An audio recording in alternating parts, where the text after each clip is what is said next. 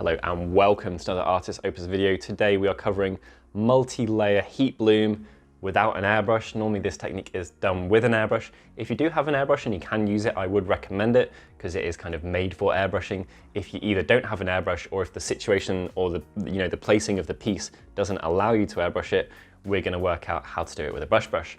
It's a little bit tricky, but it's quite rewarding. And I think, we've got the full stage spectrum here. You can absolutely reduce stages from this. So instead of going through like 7 colors, you could go from yellow to crimson to blue. That's a very common kind of reduce method, and it looks really effective as well.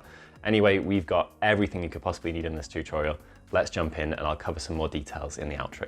Just got an Imperial Knight something cannon. It's got lots of barrels, it's pretty cool. It's been base coated with the normal mix, which would be a little bit of this silver and a little bit of black. What we're going to do, however, is we're going to add a bit more texture to this before we start with these. The meat of the tutorial is about the heat bloom, of course, but what I'm trying to do is just make sure that it's not going down onto a completely flat surface beforehand. So we're going to hit it with a wash, and then a little bit of a dry brush, and then we'll rock on with the rest. This wash can be anything pretty much. It's just got to be black plus X. My X is going to be a bit of blue, but it really doesn't matter exactly what you go for. Nice steely tint that we're going to get there, and this is going all over. It's not going too thick. We've got some large areas here, so you don't want to build up anything in excess. We're going to go pretty swiftly though, make sure that no areas are drying before we've joined them up basically. I'll be doing this twice all over. When you're doing a technique like this with a wash on a large surface, it does pay to keep your orientation for as much of the time as possible. And what I mean by that is hold it in the angle that it's going to be on the model, or hold it in one particular angle that you've chosen for whatever reason. And that is just going to mean that if your wash is running, which ideally it wouldn't be, but it does sometimes, then it's always going to be running in one direction. That is a tongue twister. Anyway, doing this will just make sure that you don't get any unhappy streaks, basically. You want your streaks to be kind of have a flow to them, and if they've only got one flow rather than trying to have one flow and then trying to have another one on top of that, your overall effect will be much, much better.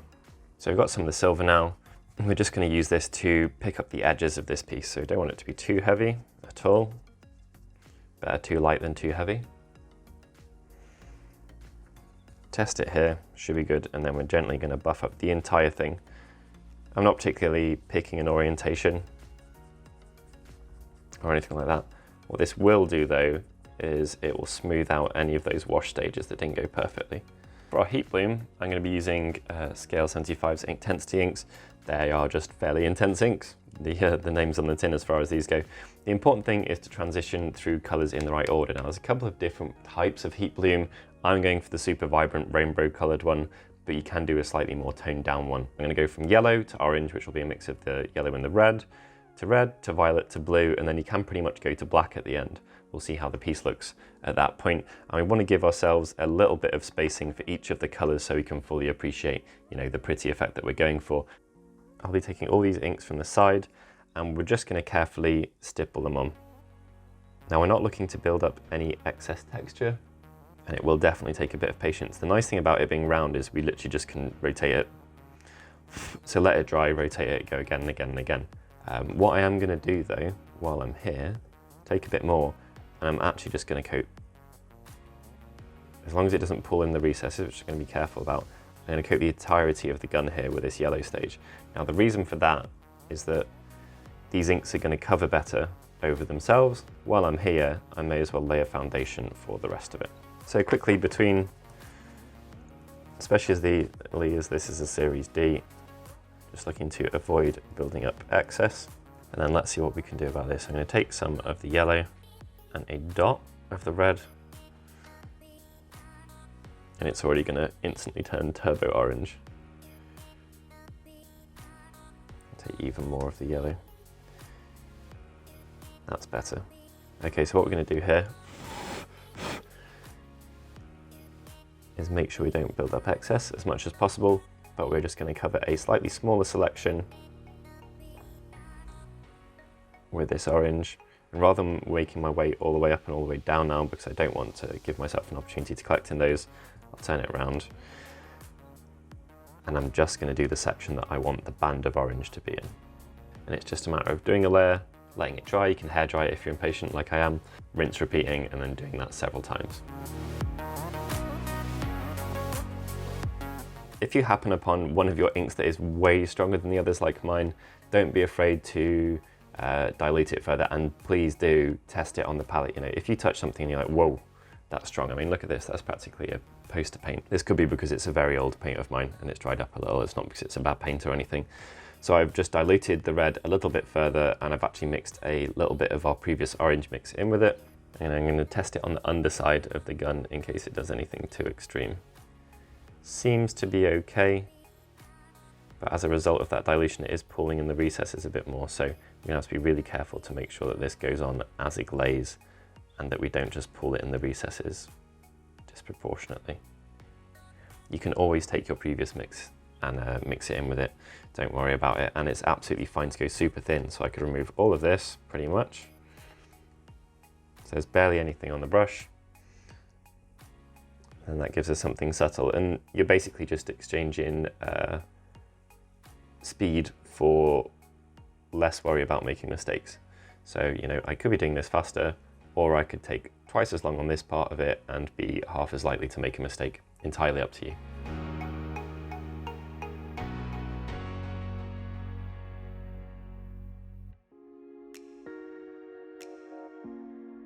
So for the first step when you change colour, a couple of things actually. You may have noticed me using the back of my brush to dip out paint. Really good idea, you know, it's just fast and effective and practical.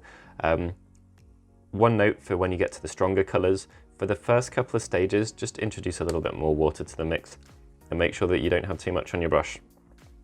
We are effectively glazing here just because it's not with a layering brush. It doesn't mean that we should, you know, forget the basic principles. So for the first couple of this more purpley colour that I've mixed here between the two, I'm just doing some very thin transitions before we jump into, you know, using a less dilute, more bold version of it.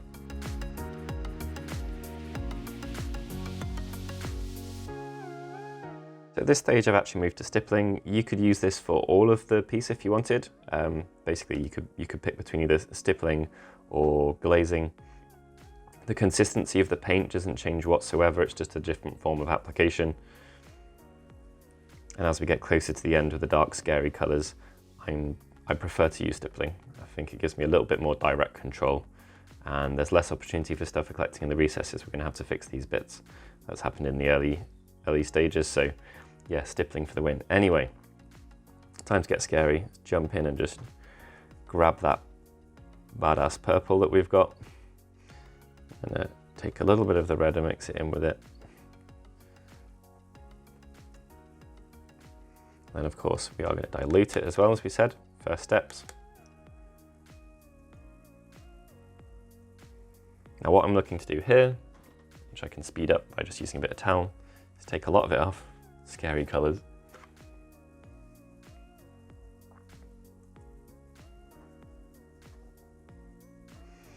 And then, as ever, we're going to test underneath.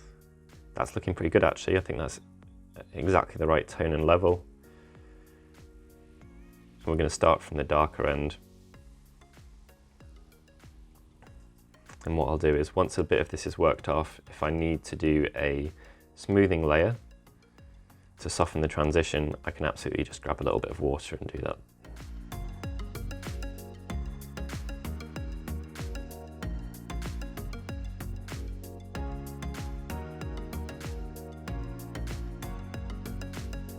I'm stepping into a pure version of the violet now, all very scary, keeping it towards the end of the piece, and we're just doing exactly what we have been doing previously, but this step should hopefully help really pop the effect. It's hard to make work, honestly, without an airbrush, but it's a really cool thing to be able to have access to if you don't have an airbrush, and sometimes you just wouldn't be able to airbrush this.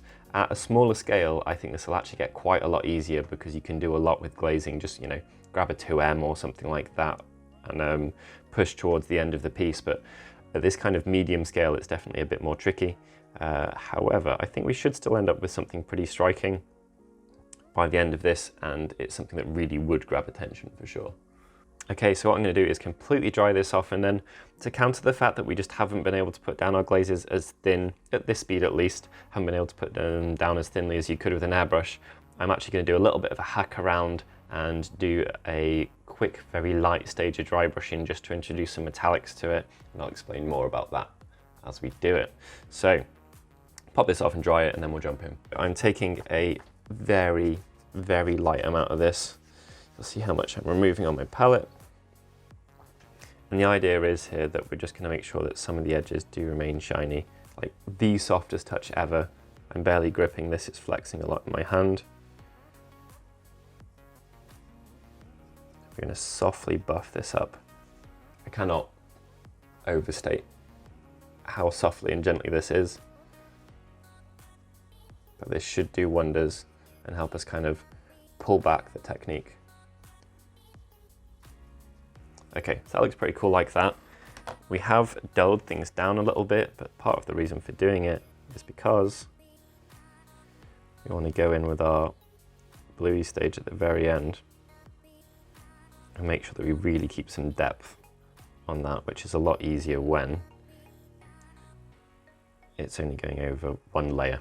There's only one layer of it over the metallics rather, so looking much cooler now. I do feel that we've slightly lost the step between the red and the blue, so I'm going to go in there and try and fix that. Aside from that, I'm pretty happy with this though.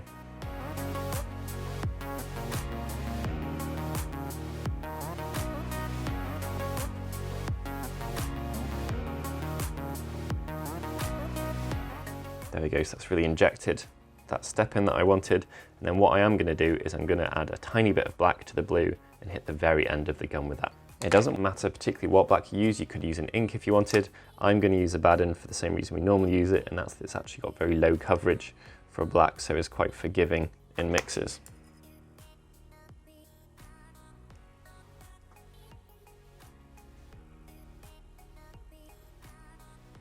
Okay, pretty good. So what I am going to do actually is clean out my brush, and then I'm going to quickly stipple over that silver dry brush that we've got, a couple of the layers, again, just to bring up the vibrancy, and I think we can call it at that stage.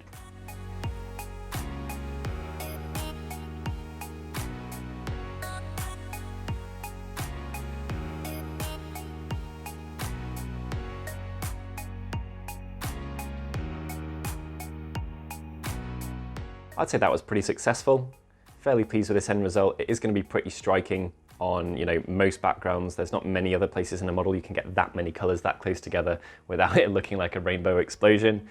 Just to recap again, we went from yellow, orange, like magenta, violet, blue.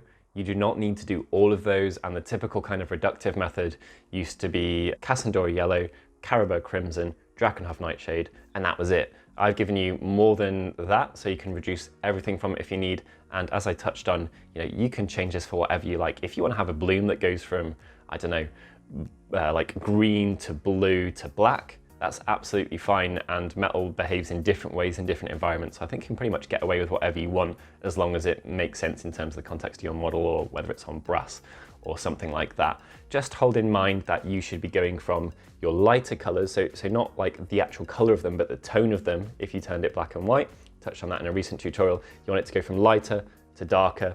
As long as you do that, it'll probably look pretty cool. You can airbrush this, like I said, and you can take all of these concepts and involve them with the airbrush. Something that I think that would be amazing is to do it with the airbrush, then do our little dry brushing step that we did here, and then very carefully airbrush again, and I think you would retain a really good level of detail on the model. I also think it's fairly realistic that the parts that stick out the furthest, they would be dispersing the heat really readily. They would be cooled. It's like a radiator. The fins that are further out are going to be the coolest, and the bits that are in the middle are going to be the hottest. So if you do have, you know, bits sticking out, you could have those going towards silver and being less affected by the heat from the heat source, in terms of, you know, in this case, that would be the main barrel of the gun. Anyway, I think it looks pretty tasty. Do let us know if you have a different way of doing this yourself, or if you've made any really interesting discoveries. Pop them down below, and we will make sure that any insightful ones, particularly insightful ones, we'll put into the pinned comment so other people can learn from it. Really do value your input on this, and I've learned quite a bit myself. Retrospectively, always after our tutorials, I've learned what I should have done differently, or could have done differently, due to your input, so it really is valued. Hope you've enjoyed the video. Please like, please comment, please subscribe. If you are subscribed, make sure you hit that bell notification to be notified of future content, and we will catch you in the next video. I really enjoyed painting this tiny bit of a night, so I think it probably is time that we seriously looked at painting a full night on the channel. That's going to be fun. I cannot wait.